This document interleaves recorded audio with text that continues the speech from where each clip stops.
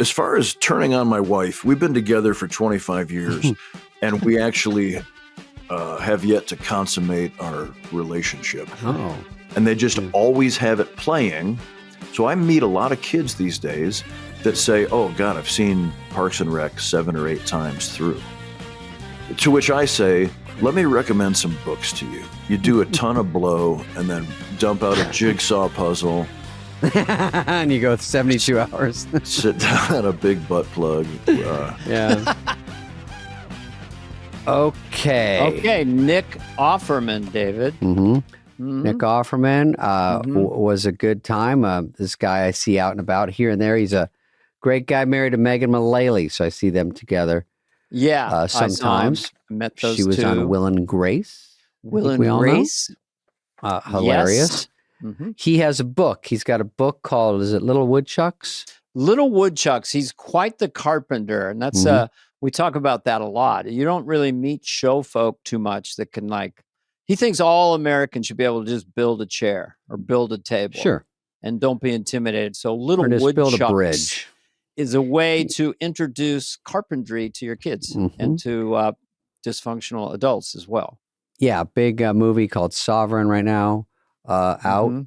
So I saw the trailer. I didn't see the whole movie. The trailer looks pretty riveting. It's not like a goofy comedy, but he's very good in it. And also, you know him from We're the Millers. You know him from Parks and Rec. He's done a ton of things. Everyone knows who this guy is. Yeah, and he does stand-up. He doesn't really call it stand-up, but he also, that's another gear we talk about. He plays guitar, and he's sort of folksy up there. He's been on the scene for quite a while now, but he's extremely humble about it. He really works a lot. He's very humble. He's got a great voice. Must be doing a lot of voiceovers. Yeah, his voice and his look is like, that's Nick Offerman. Yeah, good dude. And here he is. Have a good time with it. I did not expect this. I thought it was John Hamm, but I'm so thrilled that our guest today. John Hamm. Damn! You grow a great mustache. Yeah. Thank you. Good morning. Good morning. Jeez, this voice. This guy does voiceovers for breakfast. Yeti microphone. I'm making. Here we go. Let's see if everybody's happy on our technical side. We'll give you a quick 20 minutes to figure this out. I have you in my cans, which is your cans is like what Don Pardo used to call headphones. Something we say in filmmaking. The cans. Let me ask you a question right off the bat. Yeah. Technical stuff like this and setting up electronics and that stuff and solving all that compared to carpentry. Which is harder for you? For me, it's tech shit. That's what I thought. I'm a pragmatist, and so in our house, and Megan, my wife, and I do a lot of cartoons and whatnot, and so we had to set up a studio in our house. Oh, for voices and yeah. And so I master everything just to the extent that I need to. Right. Which is annoying because, as you know, the systems change every 7 weeks. Like as soon as you master your operating system, they update it. Yeah, they should have, instead of Geek Squad, it should be called Tech Shit. Call us for your tech shit because it's true. You write the book. You have to write the book every 2 weeks, though. Is the problem. That's right. Did you do a cartoon during the pandemic from home? I did.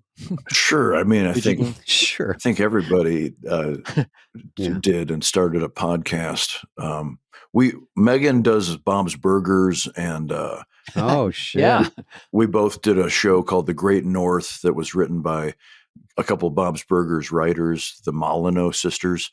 And I do like audio books and some voiceover work. So we've got a cute little setup. It seems like you do a couple of hours a day. No, I have a question about that. I'm gonna back up. I know. I want to tell my story about guitar stands and blankets when you're finished.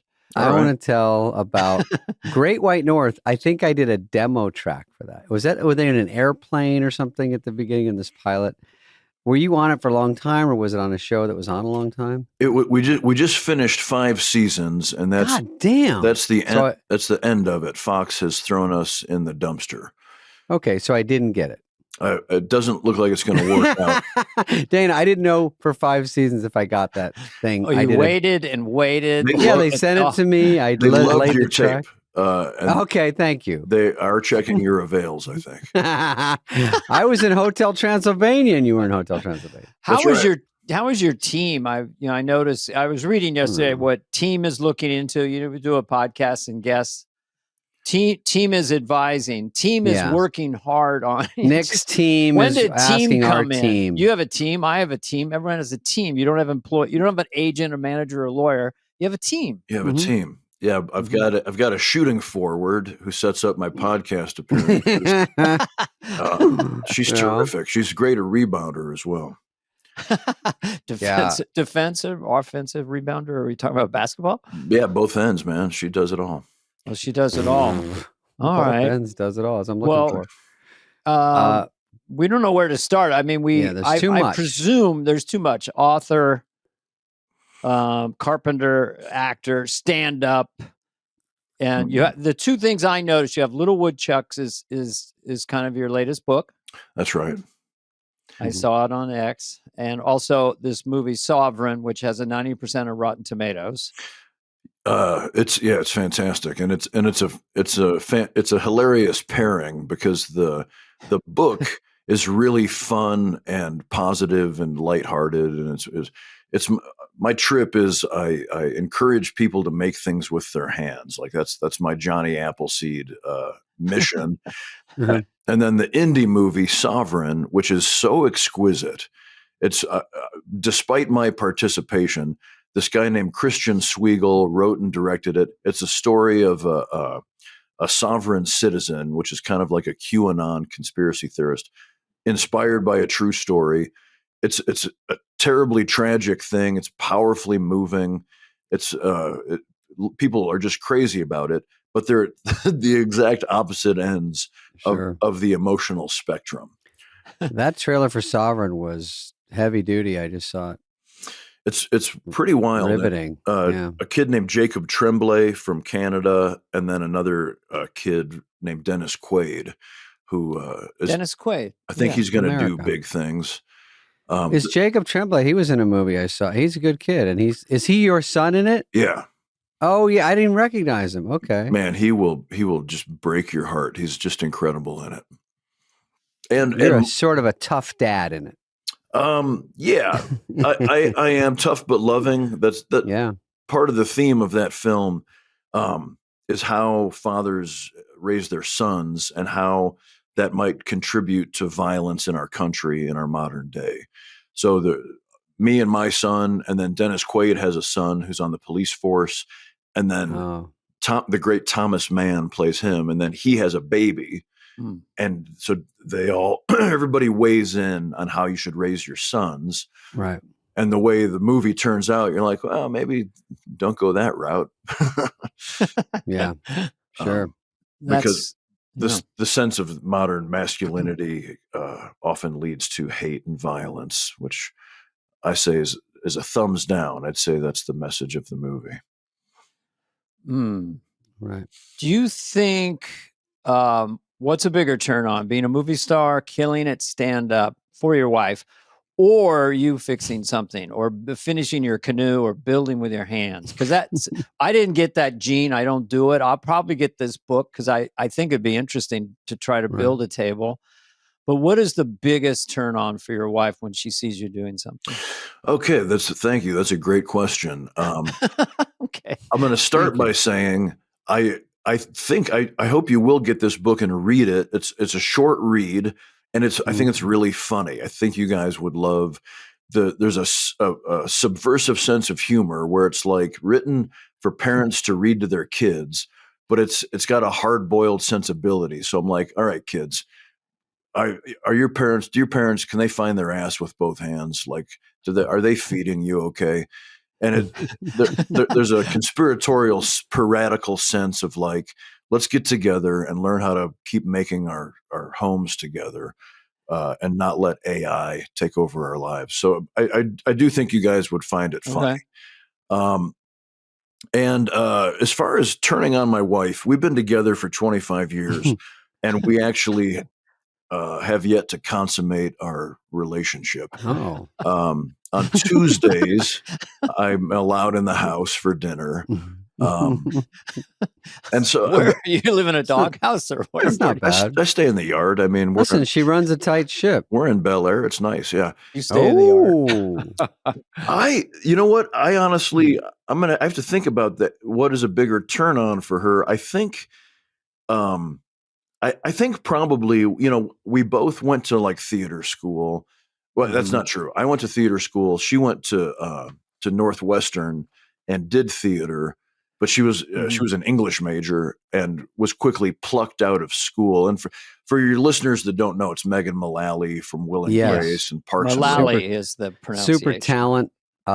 Just legend. Hilarious, a lot of fun. Legendary, funny. Sweetheart, too. Most recently of the Righteous Gemstones. And she has an amazing band called Nancy and Beth that'll knock your socks off. So I feel like for both of us, like, even though we're lucky enough to get to work in a few different circuses, what we really want to do is like medicinally affect an audience with acting work. And so probably like my work in Sovereign has been accused of being affecting. And so I think something like that, it probably thrills her more than when I build a canoe. Right. Okay. So when you're I was just curious as an actor, is it obviously it depends on the director, who's on the set, what's going on, but when are you most excited to play something? Is something really scares the hell out of you?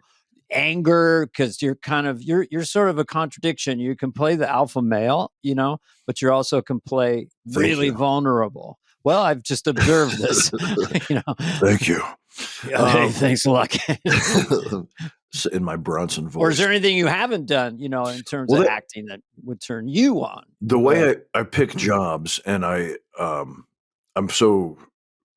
feel so stupidly lucky to even get to say the sentence when I pick jobs as an actor. It's nice. that I have a choice. It absolutely just has to do with the writing. And so I'm never looking for like, okay, next up, I want to do a Western or I want to do a play or a comedy. It's just what I do. What organically comes my way. Yeah. I'm looking forward to your Western, David. I go, the next script that comes along is what I'm looking for. I hear you're a hilarious shot. He's no horseman. He's Sam remaking the Apple Dumpling Gang. Yeah, that's Tim Conway. That's a brilliant idea, actually. Yeah, that actually is a great idea. Was Barney Fife in that? Yeah. Yes, I was just gonna say you should shit out the catalog of Don Knotts. Shit out the catalog. Just go through each one. You should play Don Knotts in a biopic. The Incredible Mr. Limpet. Oh my God! Now we're talking. So when I read a script, it's completely organic. It's like, does this writing move me, inspire me?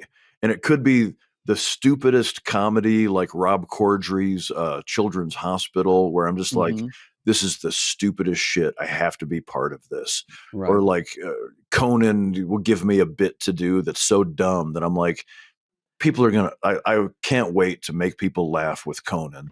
Right. Or this Sovereign script is a great example. My agent was like, this is kind of like out of left field. It's very unorthodox, but just read it. And I read it and I called him and was like, you're right. I think I have to play this guy.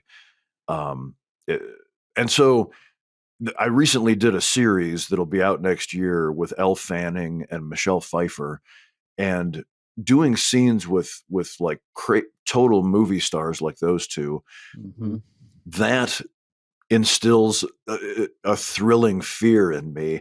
Like I once did a movie with Michael Keaton, and I'll compare the three to each other. They're all they're all performers where the camera, I'm sure you guys have had this, and people have it with you in your own way. The camera's on you, and you're looking at Michael Keaton or Elle Fanning, Michelle Pfeiffer, and I'm supposed to keep my shit together and give like a commensurate performance, while a huge part of my conscious is like, Michelle Pfeiffer is making eye contact with you. Yeah. Like when in your life would she look at you? You know, when would that ever happen? Michael Keaton is firing lightning bolts at you out of his beautiful blue eyes. Oh, it's shit. It's my line. So I love that thrilling feeling of when I read something and I'm like, one way or another, this feels really scary and challenging. And that keeps me from ever getting jaded or bitter. Hey, football fans, register with BetMGM and keep the good times rolling all season long. This pro football season, new customers can download the BetMGM app and sign up to receive up to $1,500 in bonus bets. That's with code FLY. Wow. If they don't win their first bet. How about that? Yeah. Get access to BetMGM second chance promo where you get your stake back in cash. If your first touchdown scores second instead. Let me say that again. If your first touchdown scores second instead. You also get access to odds boost tokens. I love these odds boost tokens. Same game parlays, BetMGM regional bets, special boosts in tokens. Yes, right, David? Yeah, there's new features are here. I'll speed it up a little bit. New features are here like dark mode or live same game parlays. From kickoff to the winning field goal, there are more ways than ever to supercharge your excitement. Enjoy hard-hitting football thrills all season at BetMGM. You won't want to miss it. Follow and tag BetMGM across all socials at BetMGM, BetMGM.com. BetMGM and GameSense remind you to play responsibly. See BetMGM.com for full terms. 21 plus only. This specific promotional offer is not available in Michigan, Mississippi, New Jersey, New York, Nevada, Ontario, Pennsylvania, Puerto Rico, or West Virginia. Gambling problem? Call 1-800-GAMBLER. Available in the U.S. For New York, 877-8-HOPE-NY or text HOPE-NY. That's 467-369. For Arizona, 1-800-NEXT-STEP. For Massachusetts, 1-800-327-5050. For Iowa, 1-800-BETS-OFF. For Puerto Rico, 1-800-981-0023. First bet offer for new customers only, subject to eligibility requirements. Rewards are non-withdrawable bonus bets that expire in 7 days in partnership with Kansas Crossing Casino and Hotel. It seems like I was going to bring that up because I'm such a huge fan of Michael Keaton and that movie. And when he was on our podcast, I said that every movie star has a sleeper. Something that's better than people know. It's like this underground in a way movie. And then I said, it's The Founder. And he goes, I was going to say that. Oh, wow. Because that's like a perfect movie. It's kind of like a perfect cheeseburger. Like you can recommend that movie to anyone. And you're spectacular in it, by the way. Thank you. And, really just talk about empathy for those guys. And the great John Carroll Lynch as my brother. You two were so heartwarming in that, and it was fantastic. And what Keaton does really, really well is, and it's a common actor thing, but to think on camera with no dialogue, And do you like to do that as well? Just because he'll really just kind of. He'll be thinking about it. It's a movie where you can read what's going on with he does lines. it so brilliantly, I mean, sure, I would say that yes, I aspire to. I mean, the thing is, Michael's been a movie star for decades, and I've been having such a goddamn good time. I'm 55. I got my big break. Like I worked a lot in Chicago theater, and then when I moved to LA in my late 20s, I started guest star on ER, like. Slowly rolling the snowball, Sundance movies. But I was 38 years old when I got Parks and Recreation that catapulted me into getting to choose roles and getting to do much meatier stuff. But I still am not quite like the last few years I've gotten to do stuff that's maybe at the level of magnitude that could be a Michael Keaton role. And so I'm still learning to own the scenery and the camera, where I'm like, I'm going to take my time and think about what you're asking me, because the camera just fucking. I've got so much charisma, that I can just. You just love to watch me think. So I'm still like. Well, it's hard because you have other actors, and you're like, are they bored with my performance? Are they thinking, hurry up, guy? Yeah. You're not this important. Well, Keaton will do. He'll turn toward the window, even if it's a scene with other people, and With no windows. think. He does a lot of thinking, but confidence is an interesting thing to me. This idea of confidence, and I've always thought to myself, that you can be 99% confident. Say you create this strata, whatever, and the last 1% is more important than the previous 90%, which means all the negative voices are silent. I guess Brando got it at 21, geniuses, Right. Yeah. and all that's gone. And then you're just pure. And the one that stands out is The Last of Us. Your part in that, where you seem really in the pocket, whatever you want to call it. So talk about that as an actor. Well, thank you for saying that, and I can't ever receive a compliment about that episode of that show without immediately throwing it to Craig Mazin, who wrote it, and Murray Bartlett, my scene part, he's great. My husband, you're both great in that.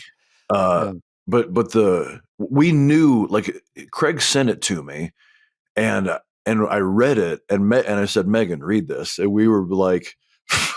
Yeah. Like everyone knew as soon as they read it, we were like, this is the greatest fucking episode of TV. And I arrived in Calgary to shoot it, and everyone was walking around holding the script up like, we have to not fuck this up. And even knowing that, it's funny, I never feel, I mean, I'm curious, I don't ever feel like I'm shooting 3-pointers like Brando would in a scene. So even in The Last of Us, a lot of that emotional vulnerability was terrifying to try and reach honestly on camera for the first time. Like, I've had the privilege of doing a lot of great stuff over the years. But my new thing, and this show actually with Elle and Michelle, which will be out next year, it's the first time that I'm getting complicated emotional relationships, and so I love that because I still feel like a freshman. Like it's those butterflies of like, how can I get a girl to like me? Of like, and I'm on camera, and so my confidence definitely grows and grows and grows. Where the most important thing I learned to bolster that confidence at some point is these people think like they picked you out of all the people to play this guy. Yeah. And so whatever misgivings you have, whatever foibles or weaknesses I have, that's part of what they picked. And so let that go and just do your goddamn best, be as prepared as you can, and do as honest of work as you can. And even so, I never feel like it's subjective art. So I'll never feel like I never do a take and I'm like, yes, nothing but net. There's always something. There's always something where you go back to Video Village or you go watch it, or you say, was that good? And they go, yeah, moving on. In your head, you're like, was it? Like, are you, I got it? Like, because you also, I don't do as many dramas, but when you're doing different things, sometimes you do it and you go, I think I'm doing this right, but I can be adjusted. Yeah. And so if I'm somehow off here, I hope someone pulls me aside and says, I think you're kind of missing a little bit what we want to hear. And then you go, got it. And that's where a good director can make you look good. 100%. I mean, I agree.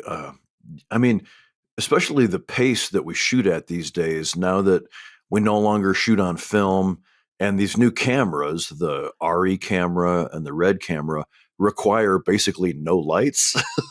The turnaround is a thing of the past, where they're like, you used to have a break. You used to be able to pace your day where you're like, okay, then I know when they turn the world around, I'm going to have an hour off so I can brush up my monologue or whatever.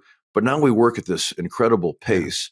And so I defy, the most talented actor can't be perfectly right every time. And so on every project, I'm so grateful when a director is like, all right, I think we've done 3 your way. And I think I think we got that. But what if this other idea? And invariably, every time you're like, God damn it, you just made me twice the actor. Thank you so much. And then you have a choice. You got that way or their way, and it's very important. Just to clarify, Dana, for people at home, when he says turn it around. Let's say you're doing a Western, and I do a lot, and then they're shooting my scene. They shoot a wide shot, but when they shoot, like let's say Nick talking, and there's a lot of stuff behind him, then they say let's take a break and get the other actors close up. They have to turn the cameras around, and then they have to take all the covered wagons and move them behind that side, and move the crew on that side, and all the lighting on this side, and that stuff takes an hour. So throughout your day, you do have these breaks where you get to think for a second and go over your lines and cram and go, I don't think I know these perfectly. Let's run them again. And when you don't get that, like you're saying, it starts to go, oh shit, when I get that morning makeup chair, I better be ready for almost anything today, because they can flip it and say, actually, we're going to start with the last scene today. And you're like, what? Guaranteed. And I'm the king of on the drive home. I always think the better way. I'm like, that's how I should have said that joke, or that's the perfect comeback.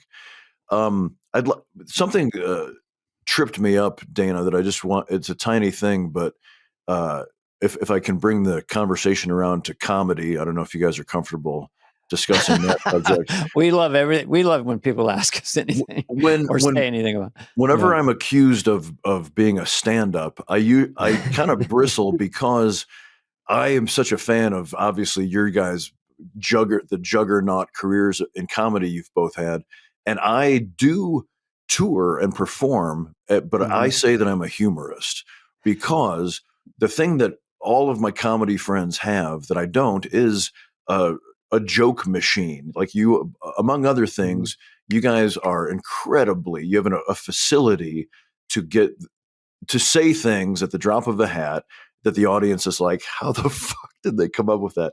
The person I've spent probably the most time with that watching him do it is Zach Galifianakis. But you guys are both geniuses in your own right. I've enjoyed you for decades. And so when I get up in front of an audience, I do songs, and but I don't speak in joke. I speak in essay. And so it's and I have a great time. I love touring, but I just always, when people say stand up, I'm like, please don't mistake me for the greats. Like I feel like I belong more with Spalding Gray or Garrison Keillor. Or, I know what you're saying. Well, that's why, you're couched as a stand-up, but your use of language is so different and quirky. If George Carlin was half as funny, I'd be in his league. Well, you have your own lane, and it's almost harder to find an interesting lane other than just Dana and I are like, ba-da-ba-da-ba-ba. But you're up there taking your time. You're owning the stage. I could say you're a humorist. You're not needy for the next laugh. You're also using quirky word packages, quirky ways of saying and stuff. They find it with you. Part of your charm is that you're unexpected. And Zach is another example of a just genius mind that in his own weird world that just completely can drop me with stuff he says. He's so good. He really is. Zach is. He's a very special talent. I hope he gets discovered by the public someday. Shit, that's so great. Do you? I was just thinking, when you're going back to acting and directing, have you had a director that's giving you too many notes between takes, and you start to feel yourself getting annoyed? And how do you deal with? How do you deal with necessary, even benign confrontation in a movie set? Well, I've been really spoiled, I got to say, like maybe because of the weird organic career path I've had. The good writing usually is surrounded with good directors and good producers. Mm-hmm. So by and large, but I definitely do. That happens frequently and I love collaborating with a director, and sometimes a writer will get in there too. Mm-hmm. And I appreciate it. Like I said, like we pointed out, rather than, I don't think I'm Laurence Olivier, where I'm like, please let me create my masterpiece. Step the fuck away. I'm like, no, great. You're helping me achieve the maximum medicine with what we're making here. But even an enthusiastic, smart director even can just get to, they're like, okay, they come over after a scene and they can get to a second note and then a third note. Yeah. They're like, and then I don't know if you saw, but there's a comma or whatever. And I'm like, Yeah. okay. And but the thing is, I'm usually friendly where I'll either say, okay, I'm going to do the first two. And then if you still need the comma or whatever, like, or I'll just, one of the great things I learned writing books, and I have a wonderful editor named Jill Schwartzman, who's done all my books. And with my first book, I'm a total perfectionist and I'm a workaholic. So I write this book, and like so many things that we work on, you learn you can edit it for the rest of your life. Like at some point you have to say, okay, put it in the goddamn bookstore. Like, because we keep going back and forth with editing. And it was such a huge lesson to let go of an artwork or a project and say, all right, I've done my goddamn best on this. Could I keep tweaking it for years? Sure. And I'm doing that right now. it's so true for TV and film, that the editor and the director have to say, okay, just show it to the people, because no one ever thinks, okay, this is perfect. Someone has to stop you almost. It's like, just stop. This is your deadline. You need the end of a semester. You got to turn in your paper. And so when a director is being like that with me, I just think, okay, I'm going to do my best to give you what you're asking for. And it might only be half of what you're asking for, but ultimately we will present that collaboration with confidence. Well, they don't realize it's too hard to absorb some of these notes. It's like to remember the scene already, all your lines, and then you go, oh, and go a little darker on that. And you're making a sandwich and the mustard is like squirting water. And then script comes up and goes, you were shaking the mustard on the third line. And you go, it's in Indianapolis. It's a pit stop, like a race car, because you get the hair people are doing the hair. That's a great analogy. At you. You're getting notes, and everyone's looking at you. It's your close up. It's the money shot, and you're trying just to be loose and totally in the moment. It's a hat trick. It's so funny. There's someone like pinning down your prosthetic, and the director's like, now listen, emotionally, I need you to get to a place. Some great actor or actress, I can't remember, was saying it retired from acting, and basically happily, but just said, no one's gonna ever pick at my shirt or come at my hair again. And it was like what they were so overjoyed. What I was I watched Vertigo recently, non sequitur, but Hitchcock was a minimalist, and there was a lot of moving masters. That just means the camera moves. It doesn't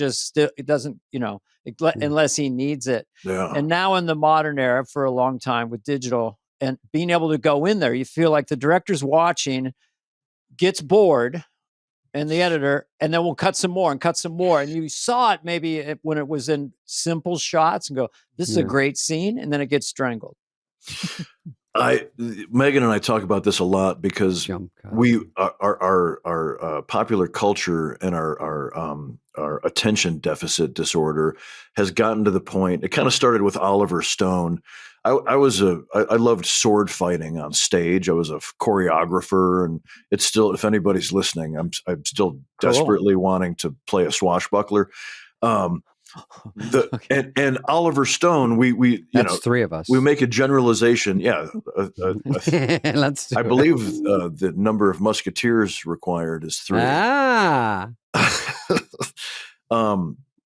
Oliver, to make a generalization that's unfair to Oliver Stone, but he brought in this sense of fast cutting, where at first it was fresh and exciting, like the violent cutting of combat scenes of every sort. Sure.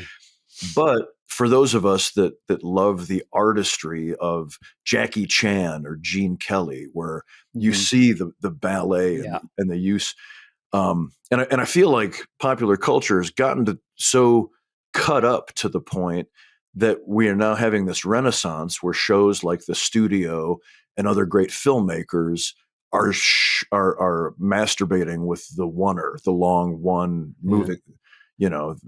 moving master, and they do it incredibly.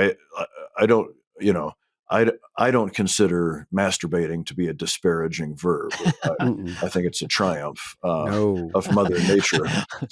But I mean, Megan and I really appreciate that as theater actors, where don't just depend on flash. Flash is fun and has its place, but you've got these actors and this writing and the scenery to make what you immediately made me think of is in the movie Sovereign, this wonderful actor Thomas Mann plays Dennis Quaid's son, and I did a movie with Thomas.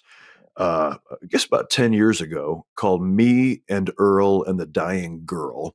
And it won Sundance. It won both things at Sundance, the trophy and the audience award. And rightly so. It's a beautiful movie, and Thomas is the lead. And we got this incredible cinematographer from Korea who had done this movie called Old Boy. And I'm not going to try and butcher the guy's name, but he's the guy who shot Old Boy. And Alfonso Gomez Rejon was the director.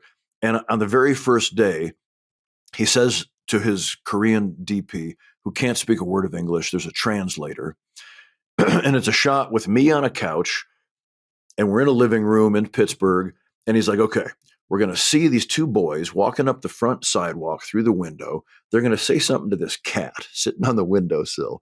Then we're going to come around on Nick, and he's watching a Klaus Kinski movie. Then we're going to come around, and the boys are arriving at the door, and we're going to start the scene. This is the first shot of the movie. And I just was like, and I love everybody there. Like, I have no misgivings to this point. Connie Britton and I play his mom and dad. And he says this, and I'm like, oh, we're fucked. Like this is a 23-day Sundance shoot. Yeah. And we got it in like 2 takes. And it was one of the rare times that I've worked with a director who aggressively used the camera in a Hitchcockian sense. It was so beautiful. And my role is small supporting, but I highly this movie is so gorgeous. It's really funny and ultimately makes you cry at the end. What's the name again? It's called Me and Earl and the Dying Girl. Okay. When you get those shots, it's so incredible. Like in this day and age, when somebody slows down, and that's actually what my woodworking book is about, is slowing down your life off of your smartphones and your screens to a human pace. No, you don't have to. I mean, no, I'm going to share that thought on X right now, if you don't mind. That's right. No, go for it. Make a TikTok of me. Let me say it again. Beep, bop, boop. Birdman was going back to Michael Keaton, was it Birdman, the one with the 5-minute shots? That was the other extreme, Dude, I just saw The Player. Remember The Player, Nick? From about 20 years ago? That's it's Tim Robbins, Coen Brothers, right? Who directed it? It was about showbiz. Yeah, Tim Robbins is. Was it early Coen Brothers? Opens with a maybe 10-minute shot. Oh yeah, God, that's on a studio. I mean, those guys. I love to make things. Here's the thing: the world of capitalism tells us, make things as fast as you can. That's how you make the most money. And that's like the global mantra. We're marching to that goddamn Elon anthem. Go. And so what I desperately, in my tiny wood shop, I'm like, hang on. Your life is way more enjoyable if you slow down and build your own dining table, or if you do shots like the opening of The Player. Like that movie experience is going to be so much more delicious for everybody involved. And somebody's going to make $17,000 less dollars, but it's a much better meal. Well, I'm talking about it 20 years ago, 20 years later, where you say, and every actor in it, it's so fun to go like you with the couch. When you feel the camera, that's the scariest. There's no cue. When you feel it, it's coming. It's here. That's the funnest. Everybody gets it right. Those shots. I was watching the whole thing going, I wonder how long it took to shoot. A day, and then I was watching more. I'm like, 2 days. where they have to choreograph everything and just keep trying it, going, all right, we're going to try one. Everyone's like, you fall here. There's a car crash. There's this. Very hard to do, but fun to see. It's astonishing. I mean, it's an astonishing thing to just finish a feature film. Like if you see your film or your friend's film in a theater, even if it sucks eggs, you go hug them and be like, Jesus Christ, it's impossible to make a feature film. It's so true. It shouldn't be allowed. Yeah. The thing is, the bad ones are as hard to make as the good ones. I've had both, and it's like, holy shit. People go, what the fuck? I go, I can't believe. If I knew it was gonna, I would have put less effort in. But you're trying to make every day, every line good, and when it doesn't work out, you're like, God, all that work. It's so hard. You can't believe it even gets finished. You're right. As I suspected, sorry, it's niggling me, and I just looked it up, and it's Robert Altman made the player. Yeah, it was niggling all of us. I'm just curious per this conversation. I conflated it with Barton Fink. That's a great word. Do you actively increase do you read the dictionary or whatever? Because you seem to have a pretty big vocabulary. Do you work at the dictionary? I don't. I do love vocabulary. Because it's a place. I started in the Catholic Church as an altar boy, and then they had me reading the gospel readings as the lector. And so at age like 14, I'm up there reading to the church full of people, reading like the gospel readings. And that was where I think it all began for me, where I was like, oh, depending on how I tone this reading, I can make my cousin laugh. Like if I'm a little too serious with my delivery, the congregation is moved, and my cousin is like, "That was fucking hilarious, man." That was very inspired by Leslie Nielsen's line readings and Naked Gun and so forth. True. I was talking about that yesterday. All respect to Liam Neeson and the latest one, but for sure, Leslie, there's something magic about his timing and his tone in those movies, Naked Gun. Yeah, someone decided take a serious guy and don't call me Shirley, and you're like, wait, that's funny. Like someone goes, if you did this the whole movie, it's such a gamble.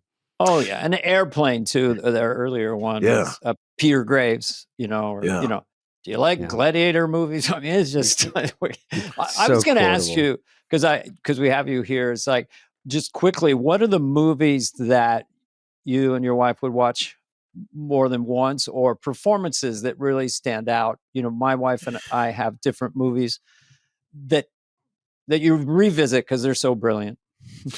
I'm gonna may I excuse myself for a tinkle and think about that, and I'll be right back. Absolutely, we have editing capability. Here's a question you may have not considered. All right, hit me. What is the real cornerstone of health? The one that shapes energy levels, mood, and even sleep?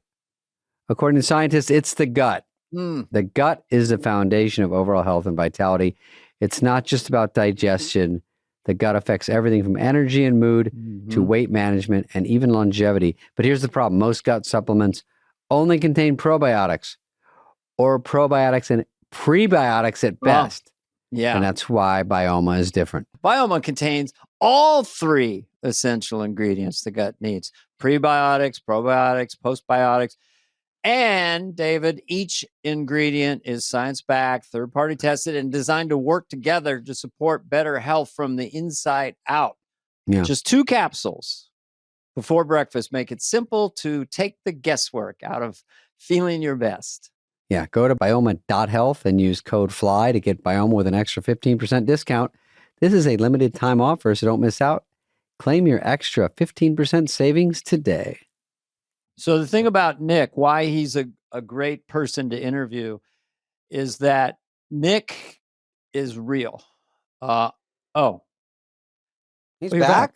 You're back. Yeah. Oh, Dana was giving you a compliment when you were gone. Please continue. Don't let me interrupt you. The Last of Us, you won the Emmy. I didn't know if I mentioned that. You said he's very real. And you gave a very quirky acceptance speech. Very, very very interesting. So you're eccentric. Do you go to someone for speeches? Do you go to someone and say anything you would say if there's anything funny? Would write I know. Believe me, I might go to someone and go, Give me something for this. Oh, for sure. I love anything that I do when I tour as a humorist. I write my material, but I'm friends with the genius writers, and who love, like, their bread and butter is they love for me to send them my stuff, and they're like, here's 2 jokes about Brett Kavanaugh or whatever, and I'm like, fantastic. Sure. And it's funny, they refuse payment. I'm like, let me pay you, and they're like, no, like, if you get a laugh with my joke, that's my pay. It's so flattering. So then I send them a nice bottle of something they like to drink. While I was urinating for 17 minutes, that was a long break. There are a couple of interesting things about your question. One is, I feel like Megan and I, the answer to your question is historical. It's like Singing in the Rain. It's great performances from our youth that are monumental and foundational, and innocent and nice. Donald O'Connor, make them laugh. I mean, and I mean, the films of Mel Brooks, Marx Brothers, Laurel and Hardy. We watch a ton of Laurel and Hardy, and there's this scene at the end of their movie, The Music Box, where they're trying to get a piano up a set of stairs in Echo Park.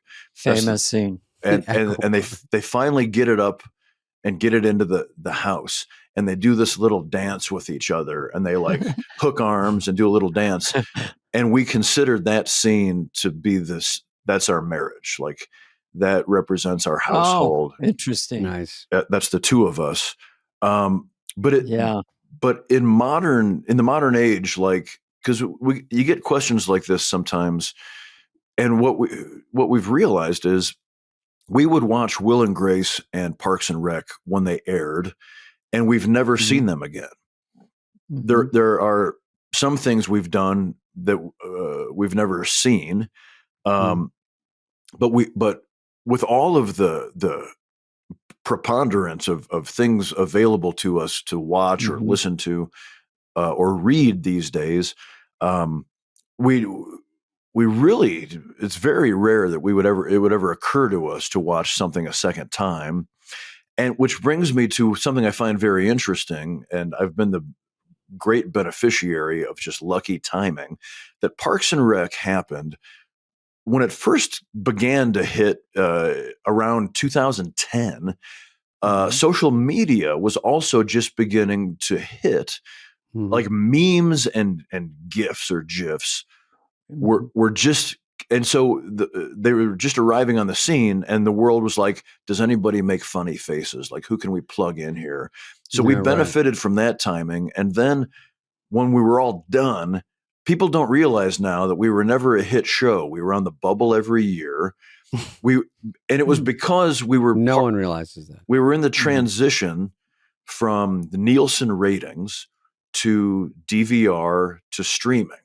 Oh. And so the kids were all going crazy for Parks and Rec, but it wasn't showing up on the rating system, which was a real bummer, because we didn't get award nominations and we didn't get a raise. Like we were kind of one of the biggest hit shows critically, but business wise, it never clicked for us. And so then, especially once the pandemic hit, there's this new thing, especially among young people, where they pick a show like Friends or The Office or Parks and Rec, and it's their comfort show. And they just always have it playing. So I meet a lot of kids these days that say, oh God, I've seen Parks and Rec 7 or 8 times through. To which I say, let me recommend some books to you. Like there are things you could be doing. Like I would love for you to see it once. Let me teach you how to whittle. But it's a crazy phenomenon in the modern day that the kids, because you also, if you loved a show when we were young, you couldn't watch it again. Or you wait 6 months for one rerun. Pieces of. Well, then they made great films. Great films are hard to make. When my wife, we're looking in for old films. We've seen The Godfather, we revisit those two.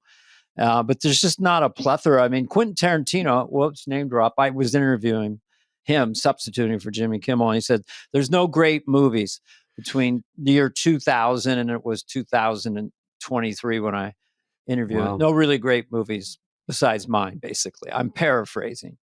But I thought one that really stood out was The Descendants with George Clooney, sure, as something that we will visit once in a while. We also go back to Sound of Music, which I became possessed by and was not a fan of musicals as a kid. I'll watch it, and then I became possessed by it as the greatest arc of a couple, of a relationship I've ever seen. I must have done something right. The song in the gazebo, just gets me every time. Somewhere in my youth and childhood, I must have done something good. Yeah. When I was a kid living out in the middle of a cornfield, growing up in the 70s, and when we finally got a VCR in like 1982 or something, never had cable my whole life. We had 5 video cassettes, and 2 of them were Singing in the Rain and The Sound of Music. It's interesting how how Abbey Road certain movies are, where it's like, well, everyone knows the White Album. Has to have this one. Yeah. The Wizard of Oz was another. Well, that was good. That was good. Nick, before we let you go, I want to say that I had when I did this old show, Just Shoot Me. Oh my God, a few people remember back there. That Megan was right next to me with Will and Grace, and she was always so hilarious, so wonderful, and always so great on her show. Tell her hi, and we had a great time during that run of both of those shows. So much fun over there, watching them in their new cars. Anyway, sources. But great to talk to you, Nick. Really, really appreciate it. And we can't have you hang up right away. You have to wait a hair. Oh, don't worry. Of our technology, whatever. I met you and your lovely wife. I like that expression. Backstage at the Largo, and got to chat with you guys for 5 minutes, and lovely people. Well, we're not Hollywood phonies. I'm just going to say it. No, we're super boring, and I recommend that to everyone who thinks a Hollywood. I don't think anyone's having a good time going to clubs and like chasing whatever the Diddy party idea is. We stay home. We literally do jigsaw puzzles and listen to like stodgy murder mysteries read as audiobooks. That's our line of coke. It can be fun. Listen, that's a different form of fun that people are maybe picking up on again. Scrabble. That was during the pandemic. I'm done with Diddy parties. My wife just unless he gets out. Yeah. You do a ton of blow and then dump out a jigsaw puzzle. And you go 72 hours. Sit down at a big butt plug. Yeah. All right. Thanks, Nick. Hey, good to see you, bud. And we'll talk soon.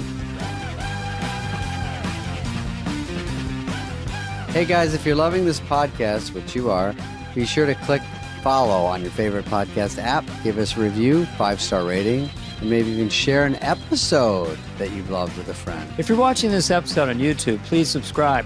We're on video now.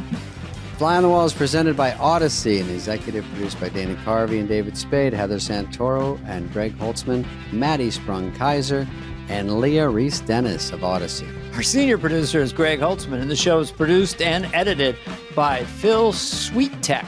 Booking by Cultivated Entertainment. Special thanks to Patrick Fogarty, Evan Cox, Maura Curran, Melissa Wester, Hillary Schuff, Eric Donnelly, Colin Gaynor, Sean Cherry, Kurt Courtney, and Lauren Vieira. Reach out with us any questions to be asked and answered on the show. You can email us at flyonthewall@odyssey.com. That's AUDACY.com.